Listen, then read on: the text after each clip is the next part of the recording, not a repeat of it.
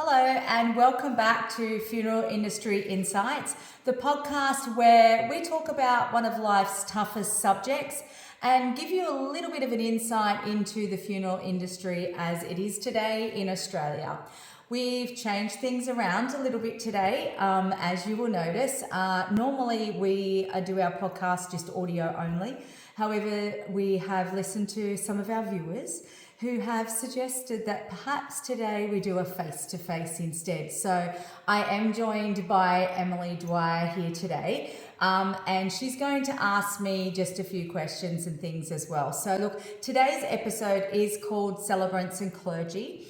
I'm Michelle Dwyer, and we're going to discuss a choice that many Australians are faced with where they really just don't have or don't really know the answer straight away, and they have to sort of think about it too. And that is choosing between a clergy person or a celebrant to conduct the funeral service for their loved one, okay? So it is a deeply personal decision to make.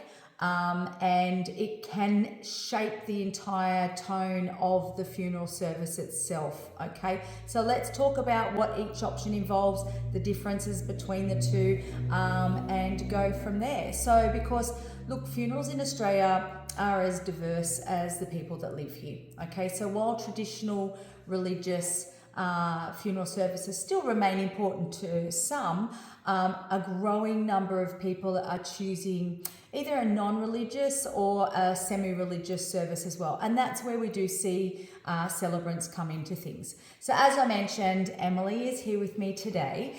And first of all, I'll introduce her, and then as I mentioned, she will ask some questions. So over to you, Emily. Hello, I'm Emily. First of all, I'd like to know what's the difference between a celebrant and a clergy person? Thank you. Look, as I mentioned before, this is one that can confuse people. So let's start with a clergy person first. So a clergy person is someone like a priest, a minister, a pastor, a rabbi, someone that's affiliated with a particular religion as such as your Catholic, Anglican, Buddhist, Baptist, those sorts of things.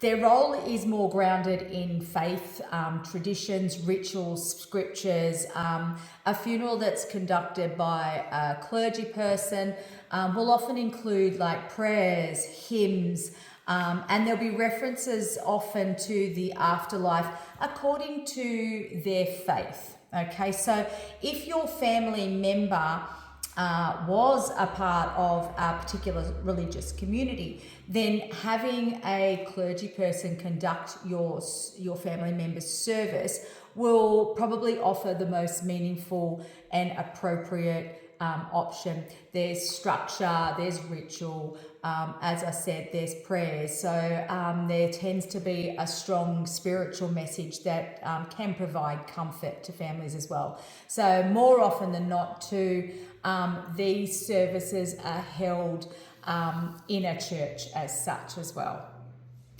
But what if the person who passed away wasn't religious? Okay, so, and this is where people will turn to a celebrant instead. So they tend to offer a little bit more of a flexible approach. So what formal licensing or training do you need to be a celebrant? Okay, well, in Australia, surprisingly, there is no formal licensing required or actually no mandatory training required in order to conduct funeral services, okay, though it is highly recommended, okay. So look, however, training and accreditation, it can actually help a celebrant stand out, especially in building confidence when talking to families and funeral directors as such. Your funeral director will generally have quite a few celebrants that they use or that they know their work and that they have experience with how they deal with families and things like that too. So also a member of your family can also conduct the funeral service, okay? It doesn't have to be conducted by a celebrant as such. You might have a friend who would refer you to a celebrant that they've used before too. So you can bring your own celebrant with you too. It doesn't have to be something that the funeral director does organise as well. So, but don't be forced into using a clergy person if your family is not religious, or don't be forced to using a celebrant if you think a clergy person would be best off, okay? I mean, I know for us at Dwyer Family Funerals, the choice is yours and your family's 100%, okay? We will just offer guidance and suggestions. We aren't aligned with any particular churches or any particular religions. So for us, it's about giving you options and giving you the choice, and then being able to make that choice yourselves. So what is the role of the celebrant? Okay, so quite similar but still quite different to a clergy person. So they will still lead the service as such, but a celebrant will generally focus on creating the ceremonies that reflect the person, not a particular religious doctrine. Okay, so more families are opting for personalised services, and that's where the celebrant will sort of do that. So they'll be held in a chapel or a garden at the beach, in your own backyard even. Okay, so celebrants are quite often called upon by families just to tell someone's life story, and sort of more to lead the service in a kind of more informal way without those religious constraints. So a celebrant-led funeral might include poetry, music, personal stories. Quite often there's laughter. As I mentioned before, it's a little bit sort of less formal. Some celebrants can give a spiritual element as well if that's your choice. It's not a requirement. It just purely comes down to choice. And the key difference is that it tends to focus on the life that's been lived rather than the afterlife. And how has this changed over the years? Yeah, well, look, back in 2021, when the census was done, over 38% of Australians actually reported not having any religion. And I'm absolutely pretty sure that that is increasing every day. Okay, so the shift then is, we see that in how we grieve. Okay, so we're seeing a major rise in the use of celebrants in funeral services, and services being conducted in chapels and things like that rather than churches. I know for us, over 80% of our funeral services are being led by celebrants. Can you explain then the pros and cons for both for us? Yeah, definitely. No problems at all. Look, so let's start with clergy. Okay, so the pros with using a clergy person is you do have that clear structure, and there's a sense of tradition. Okay, so it can be a comforting religious meaning for those that believe, and also the older generation do have that familiarity with clergy and with a service being conducted in a church.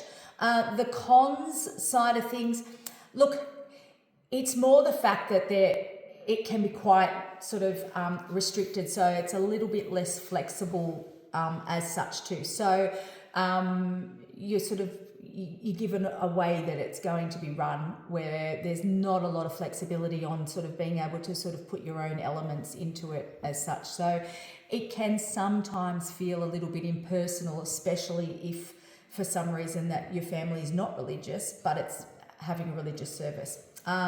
So with your celebrant, the pros with having a celebrant conduct your service is that it is personalised and unique. Okay, so as I mentioned before, you can include some spiritual side of things if you would like to. You don't have to. And it can be deeply reflective on the person's values and their life as well. The cons with using a celebrant is, look, it can feel unfamiliar to some. And as I said before, that's why I think it makes a difference if you have your own celebrant, fine, but if not, to listen to the funeral director as well, because they've seen many celebrants conduct funeral services, and you don't want it to be a copy-paste side of things. You want a celebrant that's going to stand up there and deliver the service in the way that your family member should have had it delivered. Okay, so, and look, the only other con is that it may lack that spiritual sort of element that some people are looking for. But remember though too that whatever you choose, there's no right or wrong way. The only right choice is the right choice for your family, okay? And that your loved one's honoured in the way that you think that they would have preferred. And whether that's using a clergy person or whether that's using a celebrant, that's 100% up to you guys. So whether you lean toward the sacred traditions of clergy or the personalised storytelling of a celebrant, the goal is the same: to remember, to grieve, and to celebrate a life lived. Yeah, that's exactly right. There's no one-size-fits-all approach. So you know your family member better than anybody else. And you're right, the goal is to celebrate that life the way that they would have wanted. So if you're planning a funeral and you feel unsure, by all means, sit down with both the celebrant and a clergy person, have a chat to them, ask questions, let them know what your loved one's wishes were and things like that. See which one will fit best into your family. Many are able to offer guidance, and look, even if they feel that they're not the right fit for your family, they may be able to offer a suggestion as to somebody who may be able to fit better anyway as well. Well, thank you for that. I'm sure that has answered a lot of questions today. No worries at all. Thank you very much. And look, thanks for joining me on Funeral Industry Insights. If today's episode has helped you, then look, please feel free to share your own experience with us as well. You can connect to us either via any of our socials, or you can also send us an email through to info@dwyerfamilyfunerals.com.au. But remember to subscribe wherever you get your podcast from, and share with your family and friends. And until next time, I'm Michelle Dwyer. And I'm Emily Dwyer. And take care of yourself and of each other.